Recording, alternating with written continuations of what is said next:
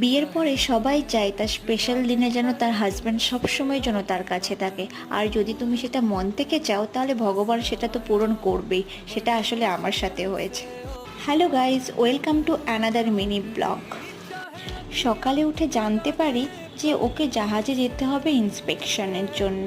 তো কি আর করা যাবে, মন খারাপ করে চলে গেলাম অফিসে সবাই মিলে আমার জন্মদিন সেলিব্রেট করলো। তারপরে বাড়ি ফিরে তো পুরো সারপ্রাইজ হয়ে গেলাম, দেখি ওর জাহাজে যাওয়া ক্যান্সেল হয়ে গেছে।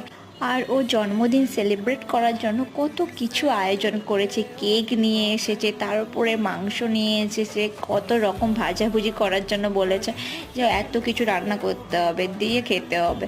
তো এই দেখো কেকও কেটে ফেললাম আমি, তারপরে রান্না বান্না করাও হয়ে গেছে, এবারে খাওয়া দাওয়া হবে।